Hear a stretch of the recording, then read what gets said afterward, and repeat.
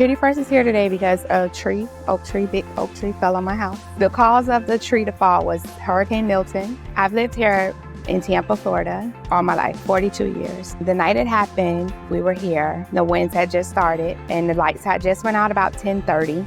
So I was getting all the kids ready to make sure everybody was okay in the rooms. And then we heard a large crash.